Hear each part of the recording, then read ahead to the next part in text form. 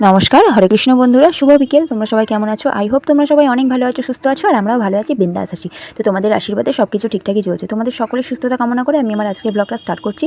আজকের ব্লগ বলবো না কি বলবো জানি না, তবে আজকে তোমাদের সাথে আমি শেয়ার করবো যে আমি কী গাছ বাড়িতে লাগিয়েছি আর কী গাছ বাড়িতে লাগানোর পরিকল্পনা করছি, এই সমস্ত ব্যাপারে। তো চলো বেশি দেরি না করে পুরো ভিডিওটা স্টার্ট করা যাক। তার আগে তোমাদের সাথে শেয়ার করলাম যে আজকের ওয়েদারটা, মানে দেখো কেমন ফুরফুরে হাওয়া দিচ্ছে। আর আজকে বিকেলবেলা আমি এই গাছটা বসিয়েছি। এই গাছটা বলতে এটা হচ্ছে ক্যারেটের মধ্যে কিছুটা মাটি দিয়েছি। মাটি দিয়ে আমি কলমি শাকগুলো ছোটো ছোটো করে কেটে কেটে বসিয়ে দিয়েছি। আর অনেকটা শিকড় সমেতই তুলে এনেছিলাম পাশে এক জমি থেকে। তো কিছুক্ষণ পরে তোমাদেরকে দেখাচ্ছি যে কোথা থেকে তুলে এনেছিলাম, প্রথমে দেখে নাও।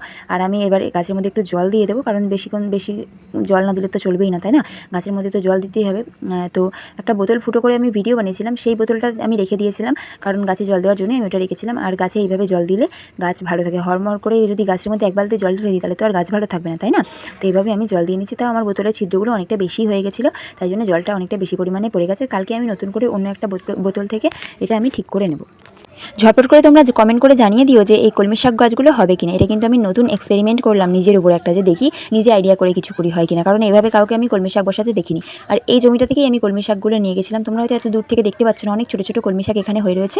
সেখান থেকে আমি ছোটো ছোটো করে ডগাগুলো কেটে কেটে নিয়ে গেছিলাম, নিয়ে গিয়ে বসিয়েছি। আমার বাড়িতে থোকো টগর ফুলের গাছ রয়েছে, সেটা আমার শ্বশুরমশাই বসিয়েছিল 2-3 বছর আগে, একদম বাগানের শেষ প্রান্তে। সেখান থেকে আমি একটা ডাল নিয়ে বাড়ির সামনের দিকে বসালাম, কারণ টগর ফুল গাছ তো এমনি দেখতে সুন্দর লাগে, সবুজের মধ্যে সাদা, আর থোকো টগর তো আরও বেশি সুন্দর লাগে। সেই জন্য বাড়ির সামনের দিকে বসিয়েছি। গাছের পাতাগুলো প্রায় হলুদ হলুদ হয়ে রয়েছে, দেখছিলাম খুলে যাচ্ছে কি পাতাগুলো, তো খুলে যাচ্ছে না, কারণ এখনো আঠা রয়েছে আর অনেকটা পাতা শুকিয়ে রয়েছে। নিচে একটা ছোট্ট খই ফুলের গাছ আমি লাগিয়েছিলাম, সেই গাছটা ধরে গেছিলো, কিন্তু বৃষ্টি পড়েছে, জল জমে গাছটা আবার পড়ে গেছে। তো এদিকে আরেকটা খই ফুলের গাছ আমি লাগিয়েছি, এই গাছটাতে একদমই ধরে গেছে, খুব ভালো লাগছে, 2-3টে পাতাও বেরিয়েছে। এটা দেখে আরও বেশি ভালো লাগছে আমার। বিভিন্ন রকম গাছপালা দেখে, গাছের ফুলগুলো দেখে মন পুরো ভরে ওঠে। এই সেই খই ফুল গাছ, আমি তোমাদেরকে অনেক ভিডিওতেই দেখিয়েছি এই ফুলটা, মানে ফুলটা দেখিয়েছি, কিন্তু অত ভালোভাবে আমি বলিনি এই ফুলটার কি নাম। তোমরা একটু ভালো করে দেখে কমেন্ট করো তো। খইয়ের মতো যেহেতু দেখতে, সেই জন্য আমি এটাকে খই ফুল গাছই বলে থাকি। আর গাছের পাতাগুলো পুরো গাঢ় সবুজ রঙের, তার মধ্যে সাদা সাদা ফুল, খইয়ের মতন, খুব ভালো লাগে দেখতে। আর এত ফুল হয়, আমি এই ফুল তুলতে ভীষণ ভালোবাসি, কারণ আমার ফুলের ঝুড়ি পুরো ভরে যায়। এই ফুল গাছটার নিচে অনেকগুলো তুলসী গাছ হয়েছে। তুলসী গাছগুলো ছিল কৃষ্ণ তুলসী গাছ, সেখান থেকে রাম তুলসী গাছ হয়ে গেছে কী করে আমি জানি না, কারণ আমি কৃষ্ণ তুলসী গাছই বসিয়েছিলাম। তারপর থেকে এই 2 বছর ধরে দেখছি রাম তুলসী গাছ হচ্ছে তার দানা পড়ে। এবার এখানে একটা অ্যালোভেরা গাছ দেখাচ্ছি। অ্যালোভেরা গাছটা বসিয়েছিলাম একদম ছোট্ট, তোমাদেরকে আগের পুরোনো ভিডিওগুলো তোমরা দেখতে পাবে। সেই গাছটার উপরে আমি 2টো জবা ফুল ফেলে রেখেছিলাম, দিয়ে দেখি কী হয়। তো ব্যাস, গাছটা আমি 12টা বাজিয়ে দিয়েছি। গাছটা আদৌ বাজবে কি সন্দেহ। আর মিলি ফুল গাছের গোড়ায় একটা তুলসী গাছ হয়েছে, কীভাবে হয়েছে জানি না, কিন্তু আমার বাড়িতে প্রচুর তুলসী গাছ হয়, মানে আমাদের ঘরের আশেপাশে, জানি না কেন। তুলসী গাছ হওয়া ভালো, এটা তো আমরা সকলে জানি। আর মিলি ফুল গাছটা পুরো হলুদ হলুদ হয়ে গেছে পাতাগুলো, মনে হয় আর বেশি দিন লাস্টিং করবে না, আমার মনে হয় এক্সপায়ারিটি হয়ে গেছে। আর এদিকে দেখো কুড়িও রয়েছে, কী হবে বুঝতে পারছি না। মিলি ফুল গাছের ফুলগুলো অনেক সুন্দর দেখতে হয়। আর এদিকে আরও একটা ছোট্ট তুলসী গাছ রয়েছে।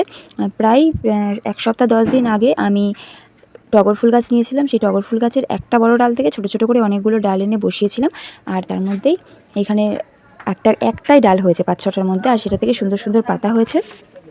আর এখানে রয়েছে কুলেখাড়া, এটা খেলে কিন্তু গায়ে অনেক রক্ত হয়, সেজন্য তোমরা অনেকেই দেখেছো যে আমি একদিন পর একদিন সকালবেলা করে এই কুলেখাড়ার রস ভালো করে পেস্ট করে নিয়ে রস নিংড়ে নিয়ে ওই রসটা আমি খাই।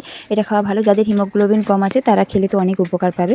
আর এখানে সেই নীলকণ্ঠ গাছটায় আমি মানে বালতির মধ্যে যে গাছটা বসানো সেটাতে অনেকটা জল দিতে হবে। তাছাড়া নিচের গাছটা তো ভালোই হচ্ছে, কিন্তু প্রচুর মাটি দিতে লাগছে, বৃষ্টি হচ্ছে তো মাটি সব ধুয়ে চলে যাচ্ছে। আর নীলকণ্ঠ গাছে দেখো একটা ছোট্ট ফুল রয়েছে, এই ফুলটা কালকে হবে। আর যেই ফুলটা গতকাল হয়ে গিয়েছিল সেই ফুলটায় এ দেখো শুকিয়ে গেছে, ফুলটা এখন তুলে ফেলে দিচ্ছি আমি। নীলকণ্ঠকে কিন্তু অনেকে অপরাজিতাও বলে থাকে, মানে এর নাম অপরাজিতা অথবা নীলকণ্ঠ। তো এই নীলকণ্ঠ কিন্তু অনেক রকম কালার হয়, যেমন ধরুন হলুদ হয়, গোলাপি হয়, সাদা হয়, নীল হয়েছে, লাল হয়। তো এই কটা কালার আমি দেখেছি, অন্য আর কি কালার হয় আমি বলতে পারবো না। হালকা হালকা পার্পেল কালারও হয়। তো এখানে রয়েছে 2টো কুমড়ো গাছ, 4-5টা কুমড়ো গাছ বীজ দেওয়া হয়েছিল, তার মধ্যে থেকে 3টে গাছ বেঁচেছিল, তার মধ্যে থেকে আবার 2টো গাছ বেঁচে রয়েছে, বাকিগুলো সব শুকিয়ে গেছে। আর এখানে রয়েছে উচ্ছে গাছ আর শিম গাছটা বসানো হয়েছে, মানে বীজ থেকে লাগানো হয়েছে। আর উচ্ছে গাছটা লাগানো হয়নি, উচ্ছে ফেলা হয়েছিল, সেখান থেকে হয়েছে। তো উচ্ছে গাছটা তুলে দেবো।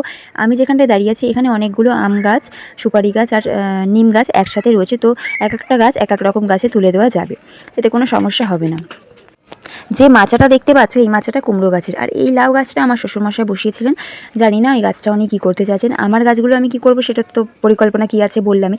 ওনার গাছটা উনি দেখতে মানে ভালো বুঝতে পারে, মানে বাড়িতে উনি আর আমি গাছ লাগাই, তো ওনার ব্যাপারটা উনি বুঝে নেন, আমার গাছের ব্যাপারটা আমি বুঝে নিই। এটা হচ্ছে পঞ্চমুখী জবা, এটা আমার একজন প্রিয় মানুষ দিয়েছিলেন। এটার সাথে একটা গোলাপ দিয়েছিল, গোলাপটা তো আর গাছটা হলো না। তো এটা হচ্ছে, সে যদি ভিডিওটা দেখে থাকেন আশা করি চিনতে পারবেন। তো বন্ধুরা, আমার আজকের ব্লগ এই পর্যন্ত। আশা করছি তোমাদের ভালো লাগবে, ভালো লাগলে কমেন্ট করে জানিয়ে দিও।